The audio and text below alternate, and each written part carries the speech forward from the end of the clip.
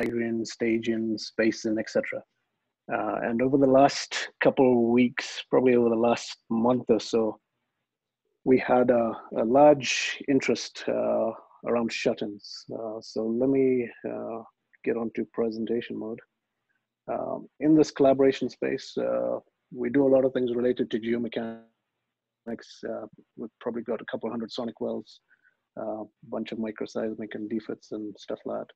And when we history match fracs, some of the things we see is that in some of the horizons, the fracs grow cross horizons. So if you like in a Wolfcamp Bone Springs situation, or in Lower Sprayberry through Dean to Wolfcamp, you see hydraulic communication, and in some cases you see producing communication too.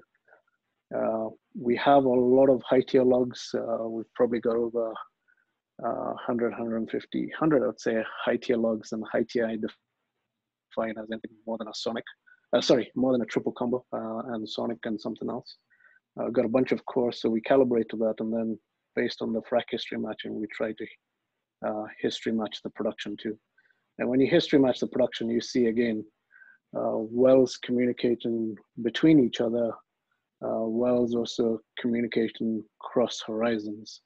And when we started looking at this over the last couple of months, and we started seeing the commodity prices being pressured downwards, and also refineries from Louisiana through to what we see in the back in Wyoming, where the refineries were reaching capacity, or storage was reaching capacity. People started asking, so what happens when you shut in wells cross horizon, where if you just produce them from a single horizon, it's just that formations, fluids falling back on formation. But when you shut in cross horizons, you've mixed fluids that typically don't bother each other if the conduit is through the fracs. But if they're producing and you mix it and you let it fall back, what happens? And then also when you've got horizons that are different pressure regimes, what happens to stuff that you see from the capillary standpoint, capillary forces, osmotic forces, and then what happens in terms of if these fluids that are now mixed fall back in terms of compatibilities, rock fluid interactions. So that discussion again kind of started within the collaboration space, morphed outside. And one of the things the members asked is, we good at taking everybody's data into a common space, treating it very confidentially, and then sharing findings or results with a shared space. That way we accelerated learnings around this shared space. So right now, again, everybody's trying to figure out, the larger operators probably trying to figure out which wells they shut in and how they shut in. For a bunch of operators, it's all, they're going to shut in everything. When we spoke to operators about 3-4 weeks ago, about 15-20% of wells had already been shut in. And most of the time management was fine with people going in and shutting in wells just purely of some simple metrics. Like most of it was LOE. I would say about 60% of the operators we interviewed were shutting in based on LOE. But one of the feedbacks that were given us was, it's fine to do that as an initial rapid, but management is asking us if we have to have the next round, or if we can rank them, what's an intelligent way to rank it? And then if we're forced to shut everything in, at that point, what do we have to know about what happens once we turn these around? We also had inquiries between some of the private equities or people looking at A&D stuff in terms of, okay, if wells shut in, do they put them on the same decline curve after they shut in? Because there's some data sets that seem to imply that you can't. And rather than being biased to one small data set, we decided to open this up to a collaboration space where we look at everything. We understand in Howard, portions of Midland, Southern counties, just especially in the Permian, reservoirs talk. If you look at even Eagleford, when you get too close to the Austin Chalk, they talk stack scoop, they talk Bakken, Three Forks, Middle Bakken, in some places talk Three Forks, entire column can talk quite a bit. So understanding what is it? What will happen when you turn these on? Was kind of what they put on our plate. And since we look at stuff from the subsurface standpoint at multiple domain level in terms of petrophysics, geomechanics, completions, reservoir, and from the machine learning standpoint, they thought we would have the holistic approach on putting some intelligence behind it. So again, the big driver here is capacity. We've reached capacity. The low commodity prices, again, even exaggerated by capacity region, has kind of put pressure on the large volume of wells that need to be shut in. And so far, LOE, I would say, just based on the operators we've interviewed, that seems to be the primary driver behind ranking wells.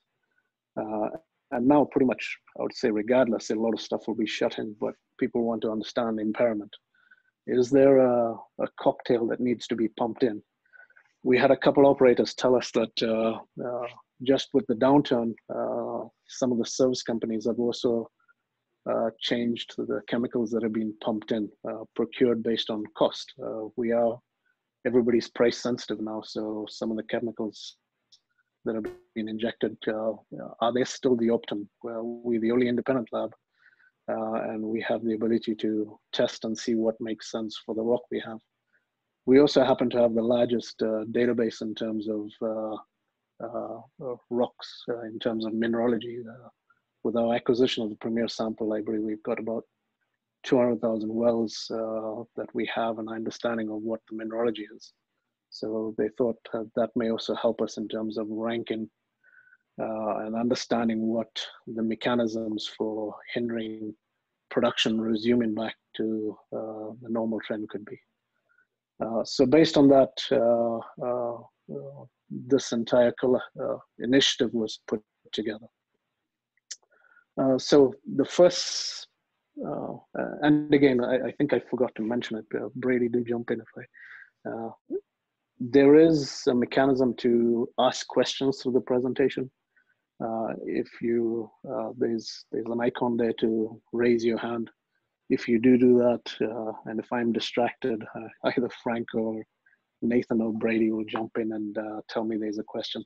We do want to make this very interactive. We've got a large deck of backup slides that can look at some of the reservoirs in a little bit more detail and give you some idea of what we're talking about. So do feel free to jump in and ask questions as you need. And if we run behind the clock, we'll kind of go through a couple of slides and then pause for a little bit of Q&A. So what we're proposing is, in our collaboration space already, especially the members participating, they've handed over large amounts of data for this initiative. Again, this is daily production data. When you go to the public websites, it's sometimes a lot more difficult to assess whether the days on are shut in or not. And then also between the oil water rates, I think most of you have seen what the public data looks like in terms of the water cuts, GWRs are not very reliable.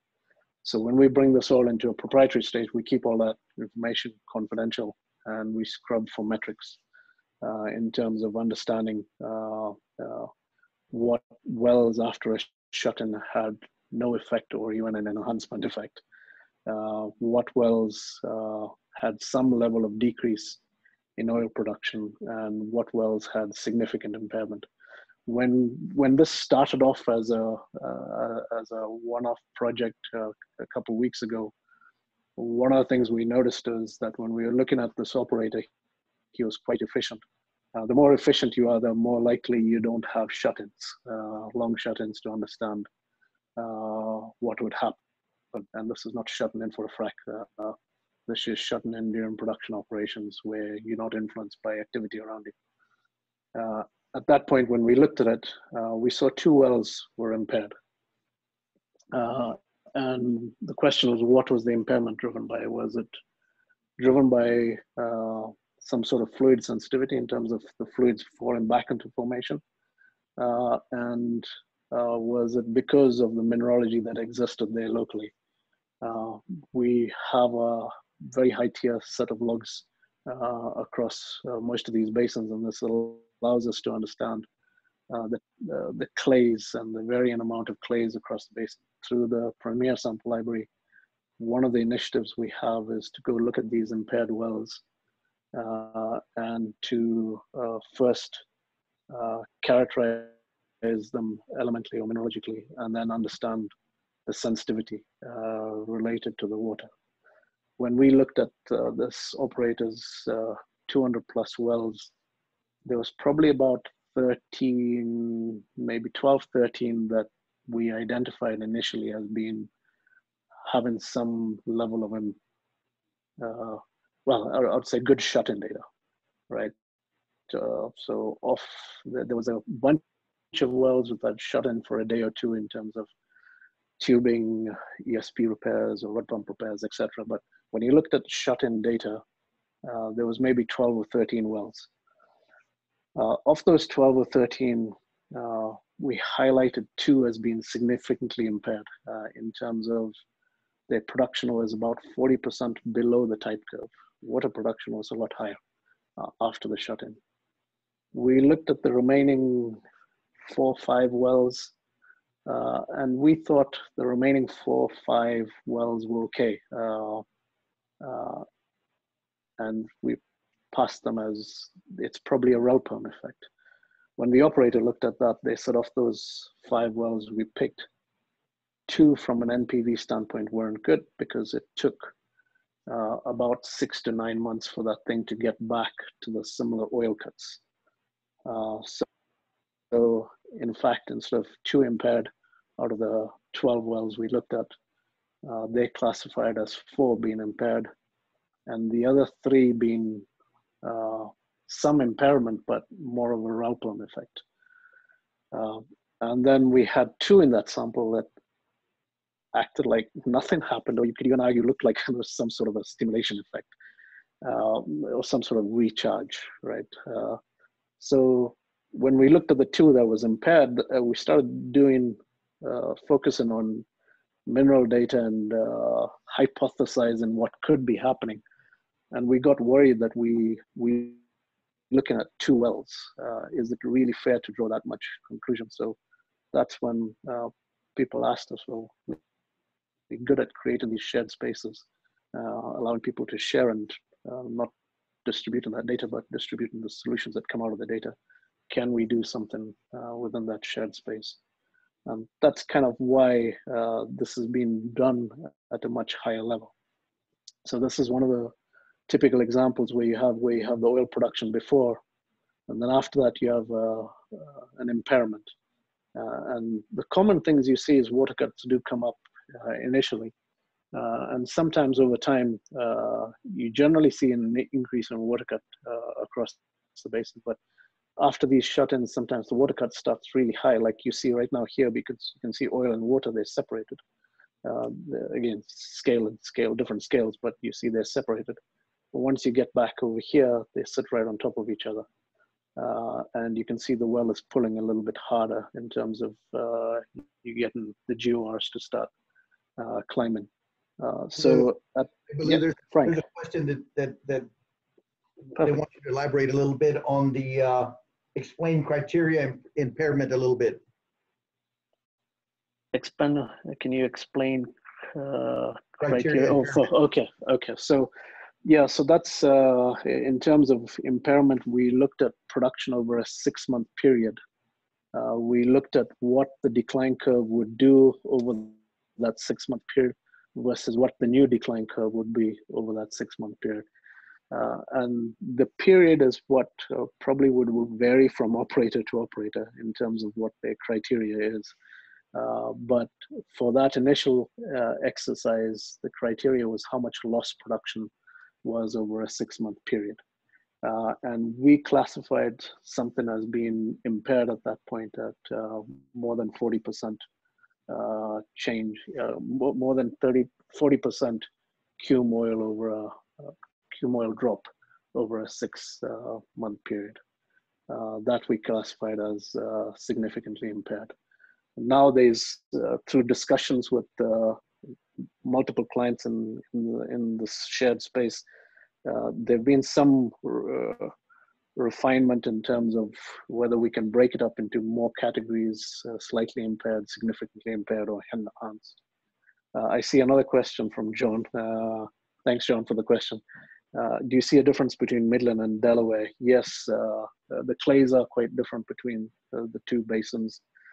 Also, the pressures. The Lower Sprayberry is at best normal pressured. In a lot of areas is below normal pressure. So as you get to areas within the Midland where your pore throats are getting smaller, again, this was the hypothesis based on the few wells we looked at. We think maybe that's what's causing sort of a water block and a well pump issue. And then in areas where you communicate between the two reservoirs, in terms of you talk between Lower Sprayberry and Wolfcamp, the question is whether or not some of that impairment will be longer lasting, because in Howard County, for example, and portions of Midland, Lower Sprayberry and Wolfcamp talk. So there you mix in different fluids. Same thing if you go to Delaware. As soon as you start getting land higher up in the Wolfcamps, we know the Wolfcamp and Bone Springs talk. We've seen them hit each other all the way up from New Mexico when you get into the XY sands. Very permeable layers, very porous, two different fluid systems, and even between Wolfcamp, Bone Springs. In Delaware, because the wells are, a lot of the wells there are natural flowing, we hypothesized initially that the problem would be more significant in Delaware. But for some reason, the biggest pull has been from Midland Basin. We also hypothesized maybe Delaware may be under more pressure to shut in, just because the refineries there versus Cushing, which is predominantly Midland. But actually, a lot of the pull has been from Midland, where we have seen a little bit more cases of some issues. I see another question has come in. Are these candidate wells getting any occasional chemical treatments during the shut-in? So that's one of the things we are looking at. When we scoped the study together, it was initially very, very, very broad. We spent a weekend trying to narrow this down to what we think is a reasonable phase one, where the phase one is understand if we have a problem, right? Understand the statistical significance of the problem. Not, I have got 20 wells with shut-in data and 2 are impaired, and the 2 are impaired because of blah, blah, blah. The idea is first statistically understand if this problem is significant to address it. Once we look at that, then we've got a couple of operators who've hinted at this and started giving us ideas of what they've pumped in the couple shut-ins that they've done. So we know the cocktails that have been pumped. And we've got another set of operators who would like us ideally to soak a core when they shut in wells and then get an idea of how things change over time. And then we've got a whole bunch of operators that definitely, once we understand impairment, look at what cocktails have been pumped traditionally and then even test others to see if they've gone in and shut, can they, and they've not pumped cocktail B, do they need to do something else later on? And even from a SIMOPS standpoint, do they need to do something else in terms of how they bring in wells that could be potentially impaired, right? Brad, this well is producing almost 500 barrels per day. Why was it shut in? Is it a single well release or one of multiple wells? Yeah, so we looked around this well, there was no wells around it. It was shut in because they wanted to do a little workover. It was involved servicing the ESP and then getting it back online. So we looked around, there was no frac bashes in terms of no SIMOPS going around, nothing above it, below it. Yes, good question. We looked around to make sure it wasn't influenced by anything around. Perfect. So I think that's kind of the story behind everything here. Again, driven by what we have in our shared space in terms of understanding of how complicated these reservoirs are when they talk to each other. So one of the things that we plan on doing is, this is an example. I think those of you who've logged into DataStack can see the coverage of wells we have across the US, right? This is just a zoom in into, this is the Midland Basin. We've got the same thing on Delaware side, but for some reason we've picked Midland. The light blue shows all the wells that we have with cuttings in it, and the dark blues, where the dark blues need to be updated. There's a lot more that's already digitized and available. And the idea is when we look at this map, we're going to have production from all the operators on this map, and we'll kind of look and see where the impairments are, and where the impairments are, just say there's some impairment here. We'll go into DataStack and pull the cuttings, the wells there on the significantly impaired ones. And then we'll look and see if these were, what the clay speciation was, and then look at the clay sensitivity to it. And then based on that, we'll have red light, orange light, green light in terms of level of impairment.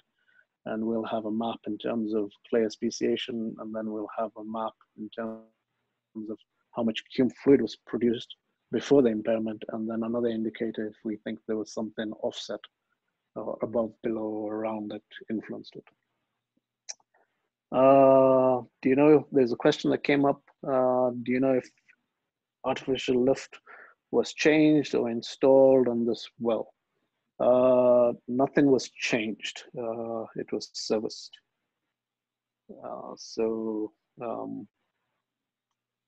The other question, when grouping the wells, would the type of the pumps are also being considered? How do we distinguish wellbore effects from the reservoir? So one of the things we're going to look at is that we're not necessarily comparing wells to each other, right? So in terms of the drawdown that one gets because of the sizing of the pump on one well versus another operator has got gas lift and may not be optimized, or the gas lift hasn't been kicking in because you're not below a certain pressure, et cetera, et cetera. So what we're looking at is the decline pre-shut-in and the decline post-shut-in as the initial screening. And the idea is when we identify the impaired wells, before we throw it out and say these are impaired wells, we have a feedback loop with that operator to make sure the operators generally understand their wells a lot more.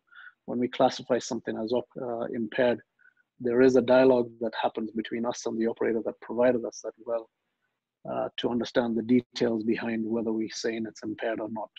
Is it like one of the listeners here said, maybe they went in and put in a smaller pump, or they went in and pulled out the ESP and putting it on gas lift or something. But the idea would be to validate it before, via the operator, before we go and flag it as being impaired. Yeah, so that's kind of, and again, once we take this, we'll understand the XRF, XRD, TOC. The TOC is one of the things we've been looking at. Is again, when you think looking at the wolf camps, and even you can say the Lower Spraberry Shale, there is a significant amount of organics within there. And when you look at some of the tests in the lab in terms of wettability tests, you do see oil wet systems or water wet systems, mixed wettability, right?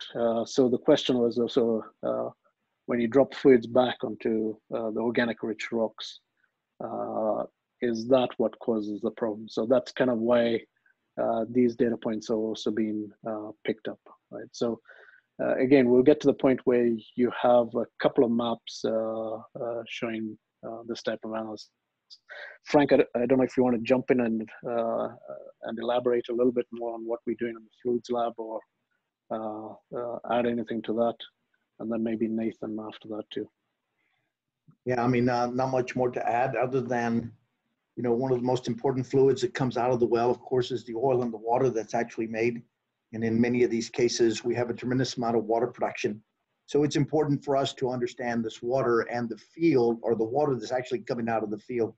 If we have commingling effects that are taking place, and as you shut these wells in, and you have water that is actually commingling between zones or from one formation to another due to maybe a breakdown or fracking into a water section that isn't typical for that particular reservoir, we're going to have some precipitation issues. And it would be good to understand what that water is coming out of the various field. I mean, all the water should be fairly similar if it's in the same field, and if it's different, then it's something to consider before shutting in the well, to say I'm going to have some commingling effects between fluids. And then again, as Bilu was saying on the CST, it's basically how do these fluids interact with the actual mineralogy. And so we have a better understanding through CST and roller oven on how this formation is either going to disaggregate or if it's going to swell over a period of time.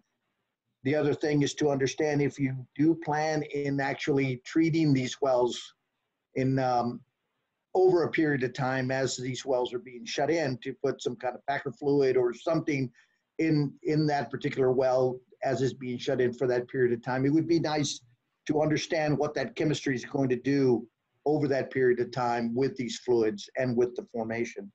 We want to make sure we don't have any kind of oil water emulsions that are being created that's going to affect the actual flow back when it's time to open the well. Thanks, Frank. So let me add to that before Nathan jumps in. There was a question in terms of conventionals, vertical wells, are there any negatives on doing that? And I think Frank kind of mentioned that in terms of when we've looked at some of the conventionals, especially when you've looked at choking these wells back or shutting in and doing flowing gradient surveys, stuff like that, especially on the PLTs. As soon as you start to choke wells back, you've in some cases started to see things related to cross flow, again, conventionals. And then the other concern we have is some of these wells, depending on where they are in the life of the well, they tend to hold a fluid column. As soon as you shut it down, that mixed fluid column is what we worry about, whether it falls back onto formation, and then what happens with the mixing of those fluids and the minerals that are there. And normally, when you produce a well, these especially the unconventionals, we have 150 to some cases 600-700 fracks in a well. The fluid that comes out per frack is really small amounts. And forgive my French on this, but I always tell some of my friends that the rate at which fluid comes out of these fracks, I can sometimes pee faster than that, right? But the moment you shut in the well, you've got a significant amount of fluid that now falls back and sits on this frack face. And that's, and even when it's coming across reservoirs, it's most of the time just moving through the fracks. As soon as you shut in, falls back. But to answer that question on the conventionals, the capillary forces are a little bit more forgiving. Where you look at is more, and depending, the osmotic effects or capillary effects may be not as forgiving as soon as the pressures low and your pore throats get a lot higher, but it tends to be a little bit more forgiving than the unconventionals. Nathan, you want to jump in on the second section? Yeah, I think, all that there is to add here, other than what you and Frank have already said, is that our challenge from a geochemistry perspective has been to try and characterize the mineralogy and specifically the clays and some of the organics within these wells. And when we're looking at the reservoir on the scale that we're looking at, it could be challenging to actually go in and figure out the number of samples that we need to analyze in a process that needs to only take us 1 or 2 or 3 weeks to get to an answer. So luckily, we've already done several 100,000 analyses very consistently across these different basins over the last couple of years. So we're hoping to leverage all that information that we already understand as a means to come to a very, very discrete amount of samples that we can go in and test for mineralogy in specific areas where maybe we have gaps But by and large, we should just be leveraging and created, not for this purpose, but it seems to be a great application of that database. Perfect. Thanks, Nathan. So the other thing, one of the things Nathan was also alluding to there is that when we do a lot of the frac modeling, we understand that most of these fracs do grow up significantly. So we take in a 250-foot landing window. So once we get the trajectories, we have your tops, we get a sense of what are the horizons it's crossing, and then we go into the library and sample around that. So that's kind of why that amount of testing is done on those samples. So again, what you'll end up seeing is a map for this first round. And again, people are asking that as soon as possible. We'll start releasing results in May. And then again, as we expect people to continue to trickle in terms of membership. So we will have a bunch of updates to the map that comes out as people's work gets through the labs. We have green lights, red lights, blue lights, where we'll identify the amount of impairment, and you'll have the clay there. And then on the next map, you'll have the amount of fluids produced before the impairment. And then on the next map, you'll have the degree of impairment in terms of how much reduction you got, and then clays, and then sensitivity, what the CST tests, impairment based on that. So you'll have about 3 or 4 maps that we hand over. And the reason for that is, again, a lot of what we've done within here, we've built some very rigorous models in terms of a lot of our geomechanics is at 3D level. The geomodels we have are about 1 billion cell geomodels with very high tier data. What the operators want for phase 1 is not something that's very complicated to digest. It has to be easy to understand, easy to disseminate through an organization and make decisions very quickly. And that's why these outputs are being selected, right? So again, what we ask is when people join the space, we ask for production data, or if you can put your shut-in data, that's easier. But we have a bunch of algorithms that filter through, find that we keep all your data private, and then we look at understanding where your laterals steered through, what rock they steered through.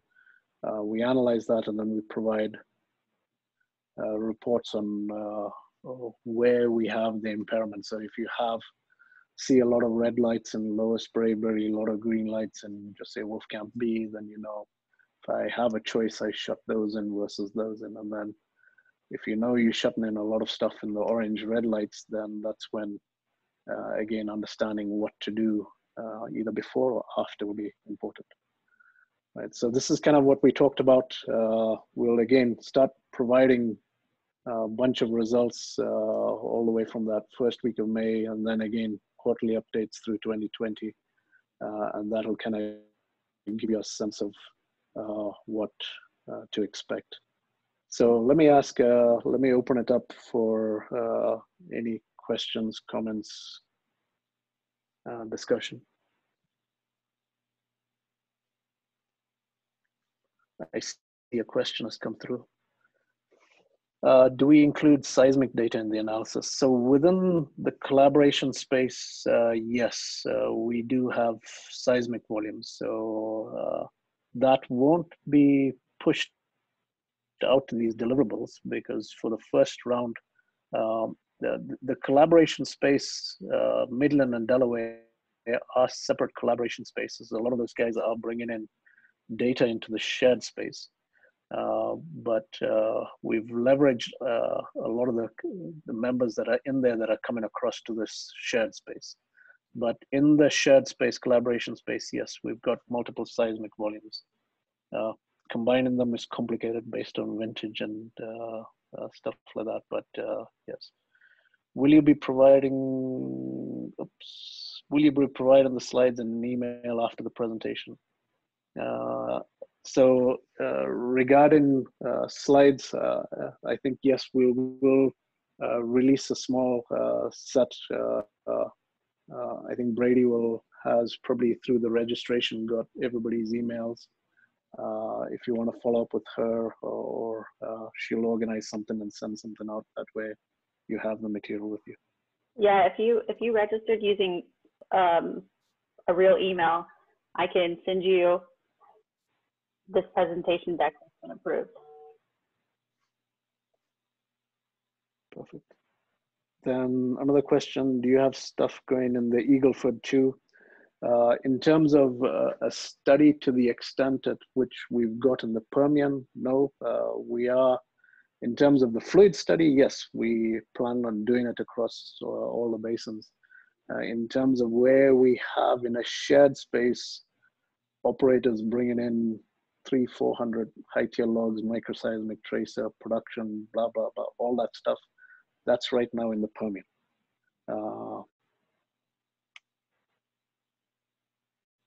But the water analysis, the study on shutting, we're doing across the whole area. Another question, is there any recommendations to learn about stacking spacing through structured shut-ins and RTA? Through structured shut-ins, I'm not sure what exactly the structured shut-ins is, or you're talking about planned sequence in the shut-ins. So I would say just in terms of, yeah, the way we, if you're talking about the sequencing of the shut-ins, in terms of whether it's you shut off the bone springs first, wolf camp first, or how you recommend the shutting down of wells. Okay, good, you said yes. John's pretty quick at typing. Yeah, yes, there's a bunch of learnings behind how we turn these off. A lot of it is because we've seen tests where people have looked at oil traces, water traces, how they come from one horizon to the other, and their contribution change over time.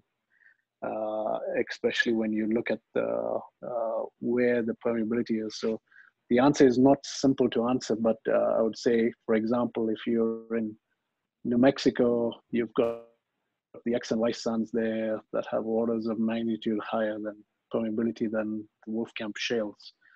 And depend on the facies, the bone springs too.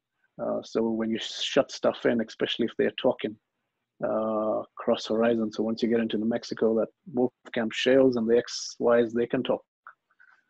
So at that point, the way you shut in there has to be a sequence. Same thing when you come into Midland between Lower Sprayberry Shale, which again, not all the time, most of the time below normal pressure.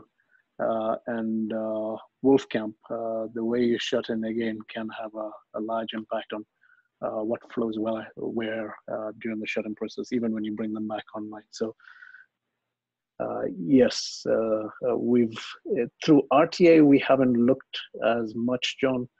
On the RTA side, I think when we normally do everything in numerical simulation, we always have a first look from an RTA standpoint. And one of the things we have struggled from the RTA is when we see a connection that disappears over time in some of these horizons. At that point, the RTA, because of the change in heights, it can be a little bit more complicated.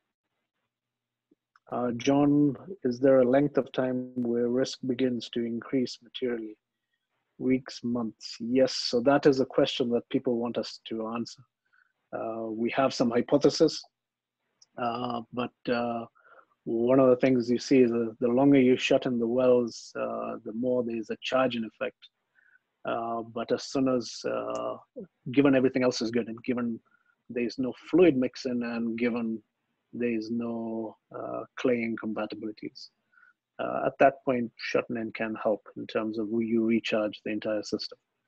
The moment, and I think there's also the competitive side of what's happening in the basin in terms of, given there was no pressure to shut in, nobody wanted to shut in a well that's next to a neighbor, right? At that point, there's the competitive side that wants to keep that going. But we've also seen the negatives of doing that, especially if you want to bring wells on or complete other wells within that section. So we're questioning a lot of the strategies that are out there, but yes, we are looking at all that.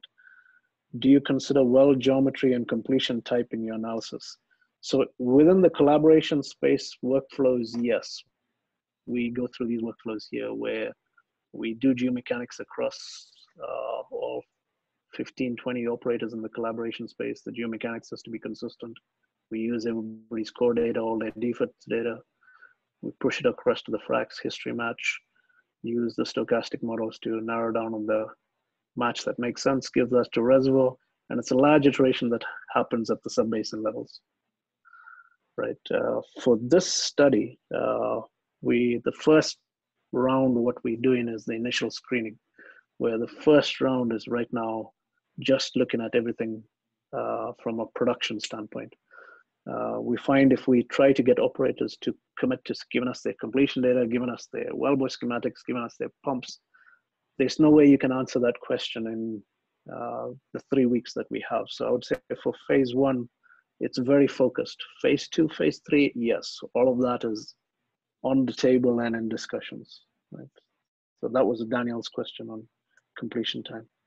How long is your study being going on? So within the collaboration space, that started in 2006. Oh, sorry, 2016. 2006, sorry, 2016. Delaware is probably the younger one. That was probably now I'd say maybe 3.5 years. Did you cover oil versus water wet reservoirs, distinguish between? So that's kind of, yes, I think we've got proxies for it. So we've taken,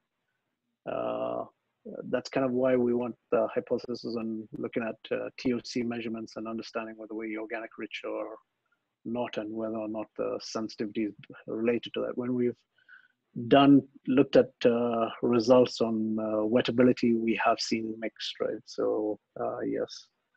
Another question, which wells are easier to turn back on after shutting in, conventional or unconventional?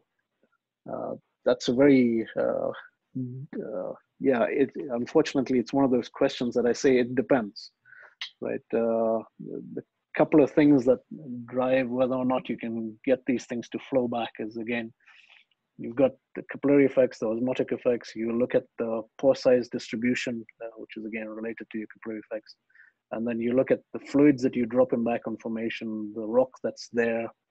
And that's kind of what we trying to do in the studies, at least rule out a couple of those items, especially related to fluid rock compatibility, and then looking at the real production data, which gives you a real metric as to was there a damage or not.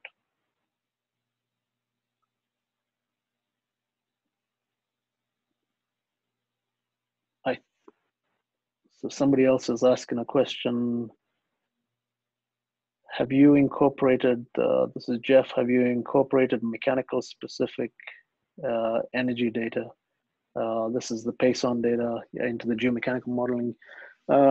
Not directly, it's been via the clients. So when they've given us, so we've done a lot of geomechanics across the entire basin. We've got several hundred sonic wells, a bunch of image logs. So we can look at stress reorientation through the basin. We've history matched all the geomechanical models and matched them to all the microseismic that the operators have brought in, the bash-in, the tracer, the pressure interference. We've also taken the geomechanics and tied them into wellbore stability. By what I mean by that is where you've had image logs where you see breakouts. We understand the mud weights that were used for those breakouts where you have drilling-induced fractures and breakouts. And we've done wellbore stability models where some of the operators had problems turning the corners in some of the deeper wolf camps. And we had the data around that to quantify at what mud weights these wellbore stability issues. So we've taken stuff that's traditionally looked at the 1D window and We in process this year, we've taken a lot of our geomechanics and we in process of taking it all 3D and validating it. So most of the times when you put it in a 3D simulator, validating it at a single consulting level is difficult. But within the shared spaces, it's I think it may be a lot easier.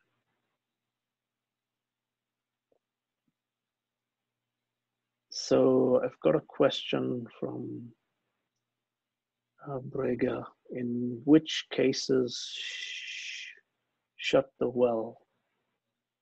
I'm not quite clear in which cases shut the well. I'm not quite clear what that question is asking. In which cases do we shut the well, or in which cases are we shutting the wells in? But yeah, if you can elaborate a little bit more on that question, I can get to that.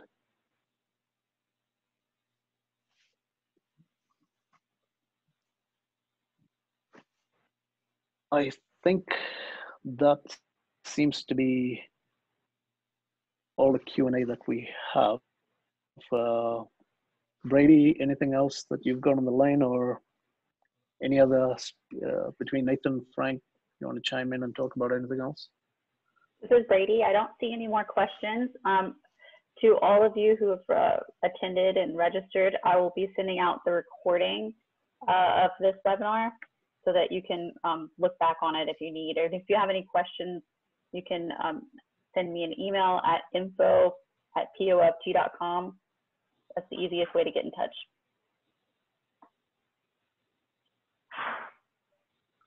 Just Thanks real quick, I think it's I think it's important to emphasize, obviously the speed at which we're trying to get this rocking and rolling for the shut-ins. We've already got several people, and we're starting to actively work on the projects. But in the next couple of weeks, we're hoping to get the product out. So participation sooner than later, and engaging with Bilu or any of the other members here to get signed up and start the data audit would be important. So we've got two more questions that came in.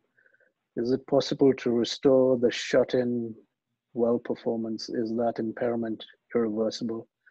On the very, very small data set that we looked at before we kicked this study off officially, it was showing that up to 20% had impairment that wasn't restored after more than a year of production. So is it irreversible? That's kind of what people want to know in terms of, is there a magic cocktail that you can pump and restore some of it? Ideally, yes, restore everything, but the degree is how much of it is reversible, but there is degrees of impairment that we see, definitely. Do you see the same negative effects of shutting in wells in dry gas reservoirs versus oil liquid reservoirs? So in the dry gas, I think they're a little bit more forgiving. In some of the cases, I think, again, as soon as there's liquids being produced or associated liquids, that tends to be where we have issues. But dry gas so far, again, between looking at what we've seen in Marcellus, Haynesville, we've seen a couple cases where there have been issues, and the hypotheses were related to whether or not the relaxation on the proppant pack has redistributed proppant. That's also been a hypothesis that we've looked at on the oil liquid side. Is generally, as you frack these wells with slick water in the US, it was always a head scratch about 3 to 5 years ago as to how on earth do you get proppant in water to travel up 100, 150 feet and keep it propped open. So some of the stuff we've seen in the lab is the asperities created on the frac face with pumping the 100 mesh or the abrasive proppants. We see what it does to the frac pumps in terms of chews up their fluid ends. It does something similar to the rock face. And then you've seen a lot of theories come out on the slippage between, and when the frac falls back, it sits within those notches, so you don't have a perfect frac surface that comes back to back. So some of the impairments in the gas world they've questioned whether or not the relaxation of stresses in terms of turning the wells off and whether that's causing some of the prop and packs to redistribute. So again, it may not be by far as there may not be as many negatives on the gas side as there are when you have mixed fluids or pure fluids versus mixed fluids. Another question: is the working data set biased towards trouble wells that have been shut in? That's a good question, right? And that's one of the reasons why when we're looking at shut-in wells, we'll have a data set that hopefully includes also the wells that are being shut in even just for frac operations.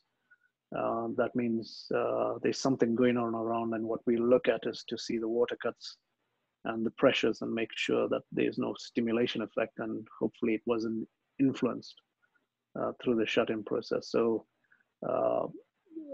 understanding how biased is the data set in terms of what's causing that is something that we are considering too. What are the cases when we have to shut? What are the cases when we'll have to shut the well? What are the cases when we'll have to shut the well? So right now, maybe I'll give some context. Most people are shutting in. When we look at the data set of shut-ins, they've been related to going back in, either putting in tubing or pulling out an ESP and putting in a rod pump or some sort of a workover. Those are the ones that we prefer to look at, especially if there's an extended reason to shut it in.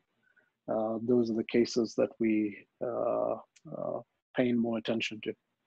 There have also been a couple of issues in terms of issues at the surface in terms of gas metering, and also in terms of a couple of data sets related to pipeline. So just on talking to operators, I think they have a wide variety of data sets that they can hand over. And yes, bias is one of the things we're concerned about.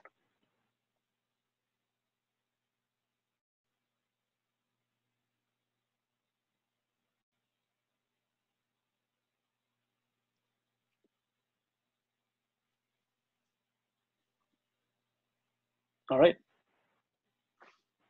Brady, you want to wrap it up? Yeah.